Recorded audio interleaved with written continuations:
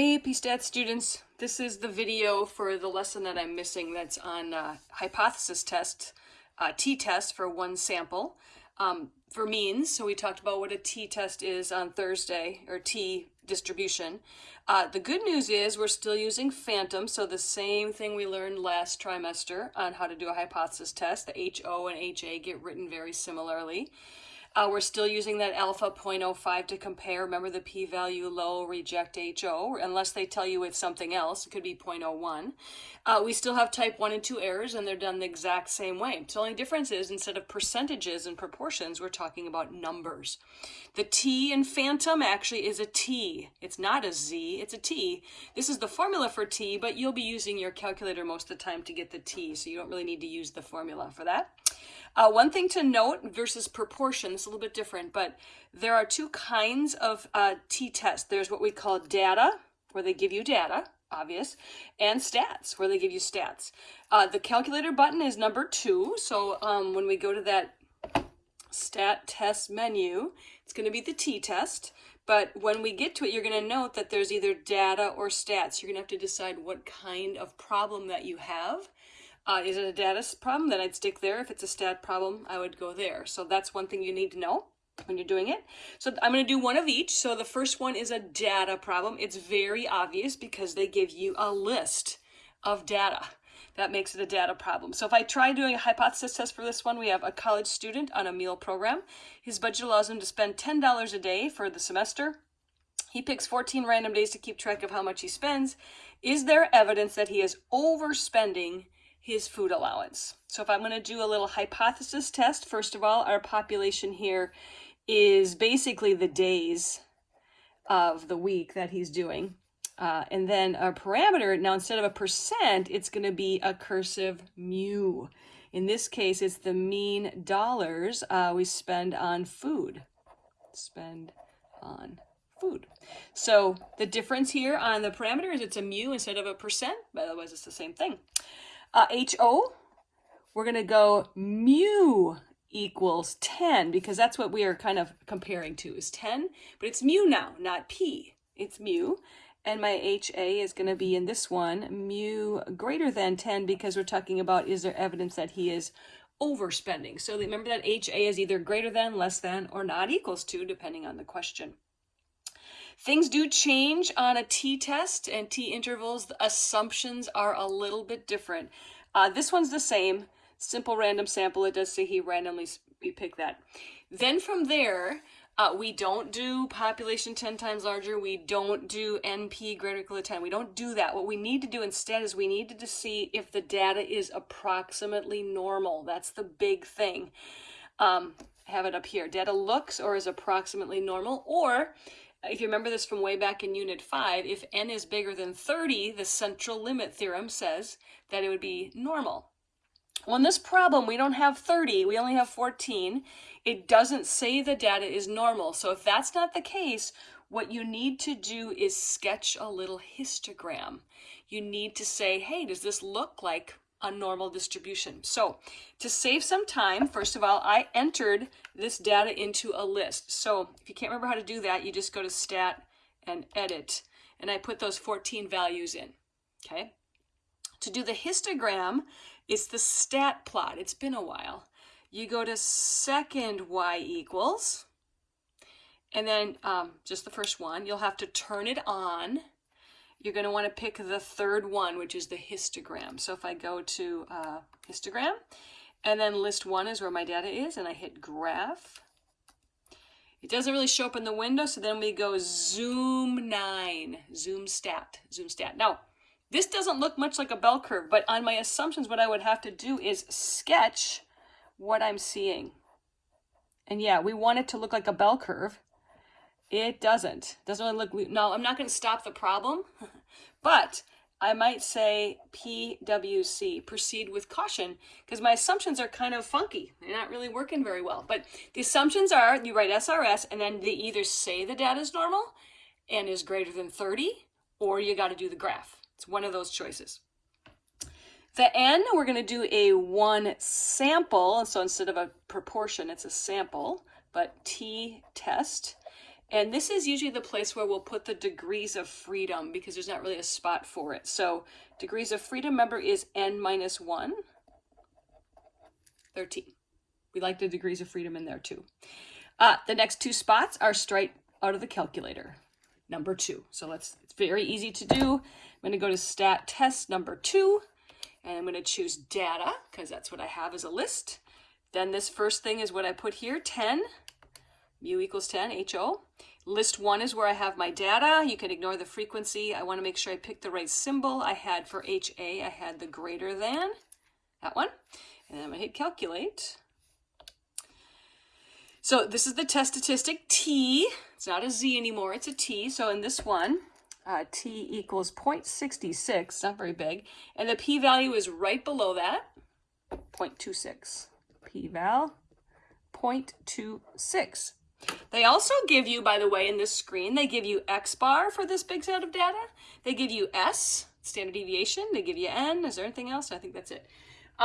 This is the spot where we compare to 0.05, just like the last unit. So 0.05, is it less than 0.05? It is not. P-value is not low. So I'm going to, remember it's reject, or in this case, fail to reject. HO. We're going to fail to reject that, okay? So there's not significant evidence that he is overspending. Doesn't look like he is. So for this particular problem, remember I put this all in a list, and then I basically went to stat test number 2 to do the test. Just to show you again how they're related, if I did an interval for this, the 95% confidence interval, we would go to stat tests and we would go to the T interval, which is number 8. I'll put that right there for you. Number 8. The stuff should already be in. I have data. Oh, I want the confidence level to be 0.95. And the interval comes up to about 677 to 1608. So 677 to 1608. And you can see that that $10 fits in there, which is why we failed to reject in the first place. His interval is within that. That 10 is within that interval, which is kind of nice. A type 1 error, it's done just like the last unit. Type 1 error, when we cover HO. So type 1 error is, I think that I'm overspending. No, I'm more than $10, but he is not greater than 10. That's type 1. Type 2, I'm covering up HA. I think that he's just fine. He's spending his $10, but he's really overspending. So type 2 error. Think that the dollar amount is actually equal to 10 when he is overspending. Takes a while to write that down. That's a type 2. So that's a data example of how to do a hypothesis test. As far as the HO and HA, I think in some of the homework they're going to ask you if this is a one-tailed or two-tailed test again, or left or right. This one would be, this is a greater than, so this would be a right-tailed test. A not equals to would be a two-tailed test. A less than would be a left tail. I want to do one more example with you. I want to do, now I did a data. Now I want to do a stats problem with you. Okay, stats example. So if I go to my second example, it's not as much work when you don't have a list of data. It's kind of nice. So here's my second one. This is a stats example. Okay, I've got tortilla chips here. They claim to have a weight of 14 ounces. That's my mu because that's for all chips. Net weights vary from bag to bag and are normally distributed. That's a good sign. A representative of a consumer group wishes to see if there's any evidence that the new weight is different than advertised. To do this, she randomly chooses 16 bags of this brand and determines the new weight of each. She finds the sample mean to be 13.82, standard deviation to be 0.24. Okay, so that's my stats. They gave me stats. They did not give me a list of data. They gave me the stats. The population here is just chip bags. And my parameter is the mean weight of those chip bags. Remember, it's a mu. My HO, mu equals 14. My HA, mu not equal to 14, because remember that different means it could be higher, could be lower. Changed and different are the not equals words. Assumption, simple random sample, yes. N is not bigger than 30. I don't have data to draw a graph on, but the good news is it says it's normal. So I don't really have to do anything there. Says it is normal. Great. I'm good for that. The N is a one sample t-test. Degrees of freedom, N minus 1, so there's 16 bags, so 15 degrees of freedom. Let's go ahead to our calculator and we'll enter this one. So if I go to stat tests number 2, but now I have stats, okay, stats. So what you do here is you put your HO in. So my HO is 14. They gave me X bar, 13.82, and they give me the standard deviation, 0.24, and N is 16 bags. So you just put the stats in, which is kind of nice. It's easier than the list.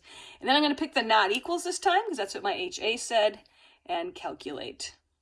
Now, my T is a whole number. That's kind of weird. Doesn't happen much. So T equals -3. P-val's right below that, very small. We'll say 0.009 or so. That is less than 0.5 this time. Remember, we always use 0.5 unless they tell you otherwise. So this one is going to be a reject HO. There is significant evidence that the chip bag weight is different. So when I reject, there is evidence. So I reject HO, so I could cover that up and say, okay, then this is true. That's my conclusion. Again, just to show you how they're related, if I go to my calculator and find the confidence interval for this one, stat test number 8, so we're using numbers 2 and number 8 for this unit. Everything's already there for the stats. I just have to hit calculate on this. And you'll note on this one, just barely, but 14 is not in the interval, and we rejected, so that worked out well. 13.69 to 13.95 is the interval, and 14 was missing, and I rejected. Type 1, I crossed that out. I think that the chip bag weight is different than 14, excuse my abbreviations, but it is not. That's my type 1 error. Type 2, I think it's equal to 14 when it's really different. I'm not going to even take the time to write it out because this is getting to be a long video. But type 2 means I cover up to HA, so I think it's 14, but it's really different. So those are your two types of t-test. The only other thing I wanted to just come up with is a couple things that might come up on your homework since I'm not there to help you. One of them is just this question number 4 on the homework. The first couple are just going to ask you to say if it's a right or left tail and two tail. This one, they're going to ask you to get T. You don't need to use the formula. You could, but you don't need to. Let's go ahead and use the calculator on a problem like this. This is just a stats problem. So if I go to stat test number 2 and I just enter in stats for this problem, here's your first number, 32.855. X bar on this one is 30.8. S is 4.49. And then N is 46. And then I've got a not equals again. And I just hit calculate. So for this particular example, T is -3.10. But it's a lot of stuff just to enter, but it's not hard to do. And then the only other thing that's going to come up on the homework that they might ask you for is the standard error. The standard error formula is just the standard deviation divided by the square root of n. So I don't have an example, but I'll just use these numbers here.